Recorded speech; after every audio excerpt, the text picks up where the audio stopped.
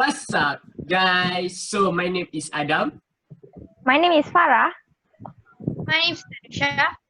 My name is Tashwini. And my name is Nava. So we are from Dear Mr. Kilmer Chapter 8. So I'm as a group leader, I'm playing as Richard. I'll be playing as Mr. Higby and the editor. I'll be Hannah. I'm the narrator. I'll be Richard's dad.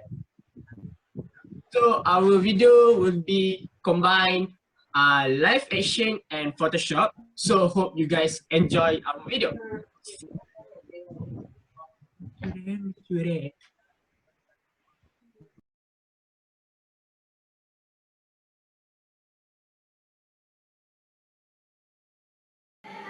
Richard sat down beside his father. The porch swing continued to creak slowly.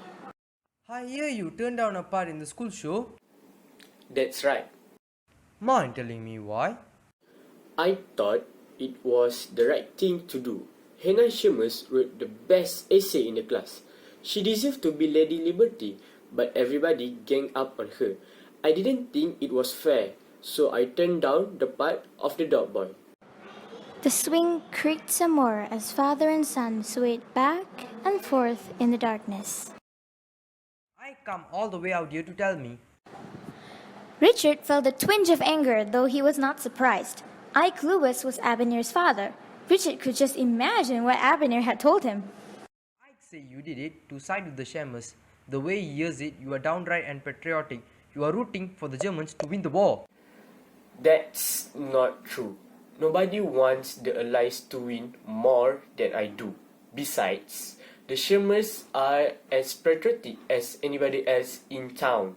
Their son Otto is an American soldier fighting in France.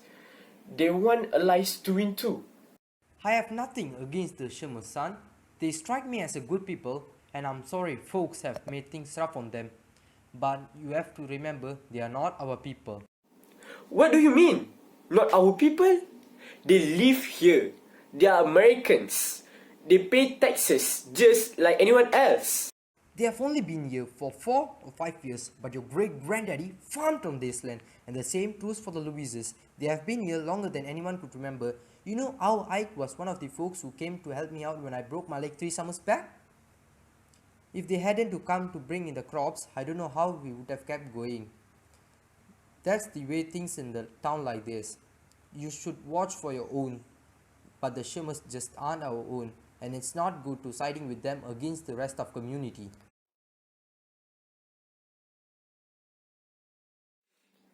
I think that's wrong, Pa. I think that's just plain wrong. Son, you are getting too old to tell me you are right from the wrong, but don't be contrary to what ordinary people feel. You have a tendency to stand above everybody, as if you are special somehow. Sometimes I think all the poetry you read and write is filling your head with foolish ideas. Without another word, Richard's father went into the house. The screen door closed noiselessly behind him. For an hour, Richard sat on the swing, rocking slowly back and forth. He felt closer to crying than he had since he was a little boy. As fall continued, most of the other students just ignored Richard. A few made malicious comments from time to time. Those who looked as though they wanted to be friendly were too timid to go against the rest. But Richard did not care because he and Hannah grew closer every day. He often wondered if they might be becoming more than friends. Whatever was happening between them, he always felt happy when he was with her. He was also a welcome guest at the Shermers. To Richard, their home was a precious oasis in a desert of loneliness. The Shermers seemed to understand his dreams and longings. He shared his correspondence with Joyce Kilmer with them. He even read his poetry to them. He had also shared their moments of sadness and anxiety. When news from the war turned bad, he prayed and worried with them for Otto's safe return, and for Joyce Kilmer's as well. In early January, Richard received another letter from Mr. Kilmer.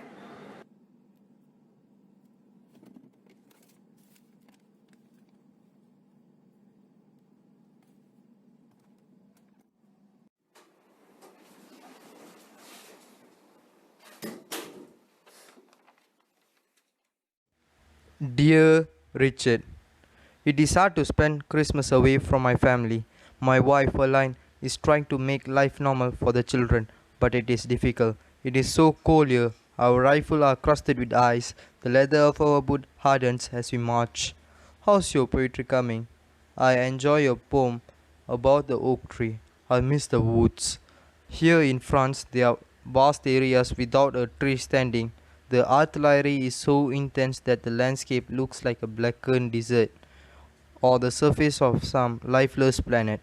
Forgive me for being so gloomy. Richard, I long to be home. Your fellow poet, Joyce Kilmer. When Richard shared Mr. Kilmer's sad letter with Hannah and her family, they decided to do something to lift the poet's spirits. Hannah baked cookies with nuts and raisins in them, and Mrs. Shermer knitted a scarf. Richard sent these things in a package with his next letter to Mr. Kilmer. Later, Richard received a reply.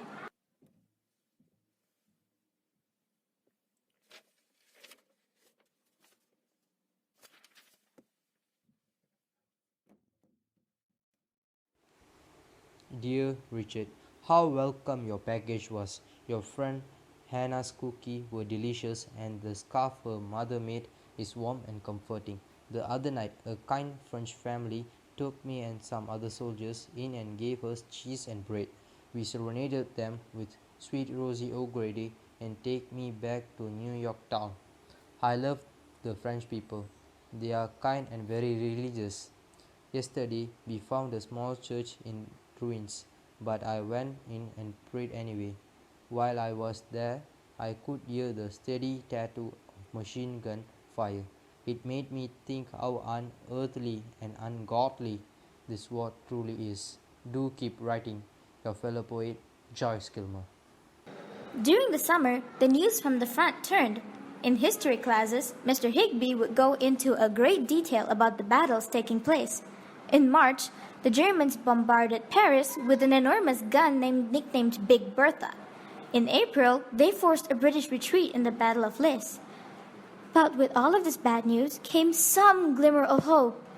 Mr. Higby told his class about President Wilson's peace plan, the 14 points. If this plan went into effect, perhaps the world would find true and lasting peace. Joyce Kilmer and his comrades were living in trenches through much of this time. He wrote to Richard that the trenches were like coffins and that the men in them felt like they were being buried alive. In another letter, he described the change of season in war-ravaged France. Dear Richard, spring is here. Now we are in a forest of spruce trees and fir, and the buttercups are knee-high. But even spring brings its share of hardship. The rains have turned much of countryside to mud. We have got a BBC at camp. That's what we call poor children who have lost both parents in the war. They stand at the mess line begging for handouts. We give them bread and syrup. It is so heartbreaking to see. I'm surgeon now, Richard. I wish my new duties were always pleasant, but I do what I have to do. Do keep writing me your comforting letters and extend my dearest wishes to your kind friends, the Shermers. Your fellow poet, Surgeon Joyce Kilmer. In late May, the news from Europe suddenly got much better. The Germans have been marching along the Marne River in France. Then they were stopped and pushed back by American troops at Chateau Thierry, about 50 miles northeast of Paris. It was a major victory over the Central Powers. Mr. Higby announced the news in history class. This may be a great turning point in favor of the Allies. The whole class cheered. The victory at Chateau Thierry set a happy mood for the end of the school year, especially for the picnic scheduled for the last day of school. Richard even asked Hannah to be his date and was thrilled by Hannah's answer. Hannah, will you be my date for the picnic?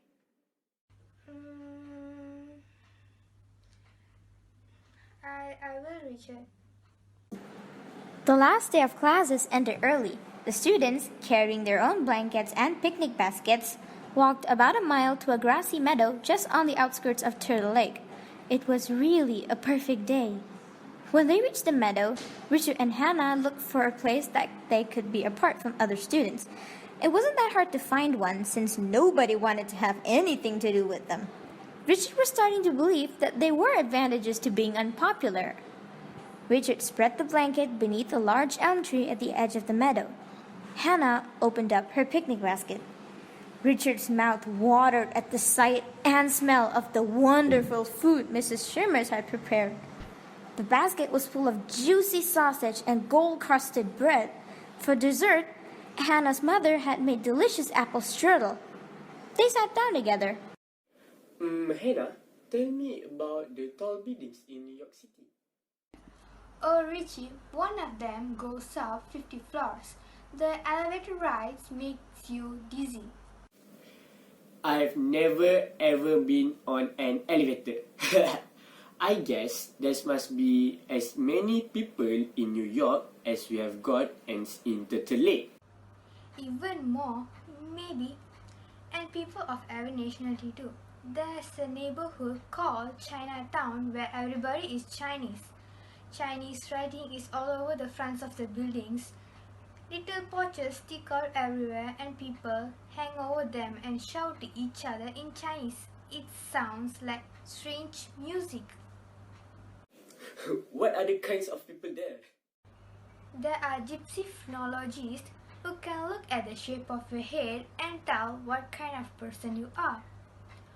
Oh, and Turks and Spaniards too, and also long-bearded Jewish ascetic with ringers alongside of their faces who know the Bible backwards and forwards.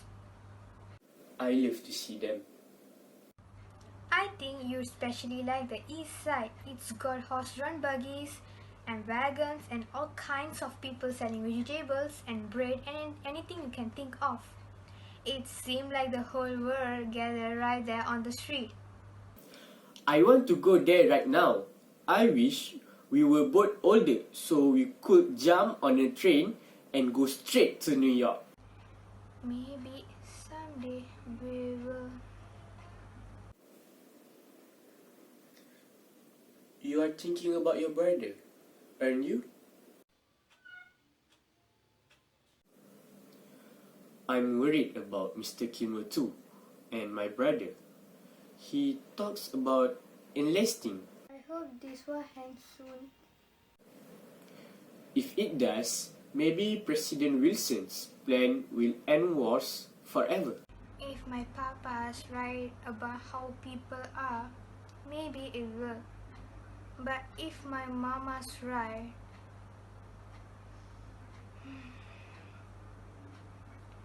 oh Richie, I hope you will never go to war. I hope I don't either.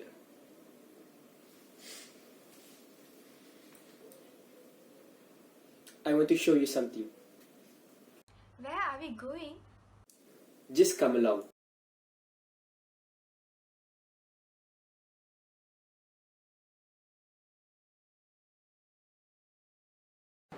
They walked a little way along the edge of the meadow to a big oak tree that Richard had always called the carving tree. Over the many years, many couples had carved their initials into its trunk. Are you really going to carve our initials? You bet. He said as he fashioned a heart with the letters R and H inside it. Then he heard a rustling in the bushes nearby. He whirled around and saw Hannah clutching her ankle. Are you alright? What happened?